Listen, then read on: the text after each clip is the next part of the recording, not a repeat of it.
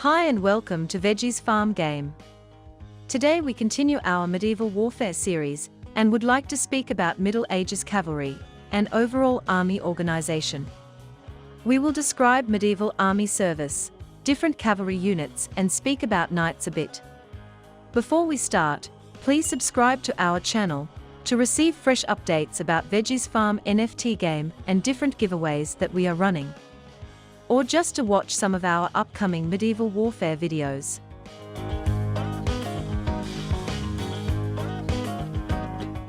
How was the military service arranged in Middle Ages? Basically, every citizen, in appropriate health condition and age, has been liable for military service, and had to arrive to appropriate army during events, like military reviews, or during a conflict. However, history doesn't know any single fact when all liable people gathered on time. It was pretty hard to gather all liable people in Middle Ages because of medieval political system. The same happened across all countries and regions. King just had no power to gather all people liable for military service. There was no leverage to do so. Each knight had his own business to handle, for example, seed or harvest crops, and frequently put his own interests on the same level, or even on top of his country's interests. And that was considered totally okay by all society levels. Furthermore, they considered it the only possible attitude. So, it was a frequent case, when Lord arrived at war, 1 month after the war was over. The same attitude being applied to all society levels, from top to bottom, from suzerain to vassal. This fact played negative role to army readiness, but it also guaranteed that military class will survive in any conditions, even after catastrophic defeats, even if thousands of people are killed during a battle. There always been someone who was late for the war. Modern historians consider approximate amount of people who were taking a part in a war at a level of 50%. It means that at least half of state's military class would survive and could continue the battle later. This, by the way, is one of the reasons why wars lasted really long time in Middle Ages.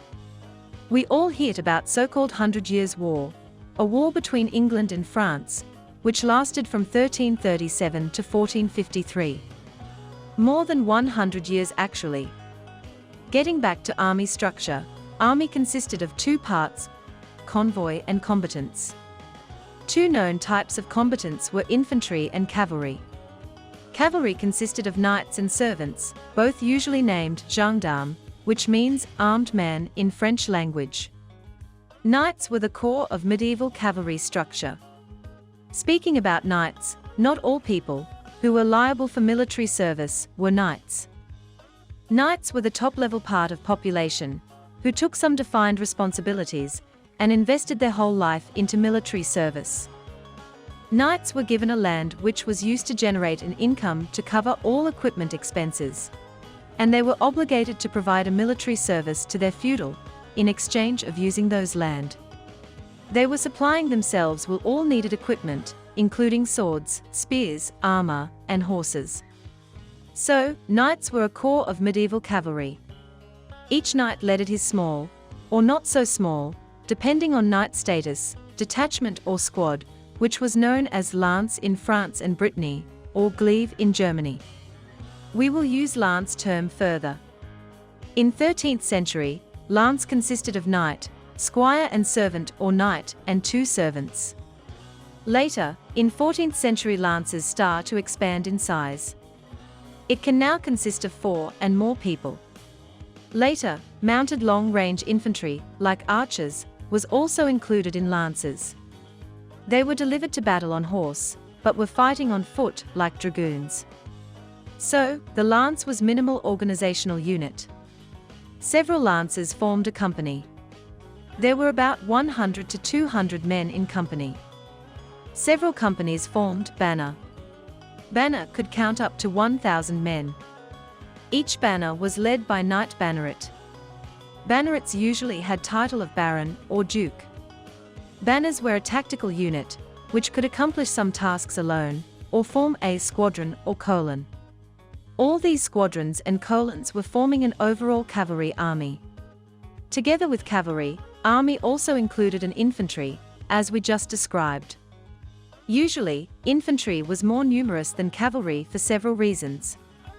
You are welcome to check our video about medieval infantry, if you want to learn more about infantry in Middle Ages and understand why was it more numerous than cavalry.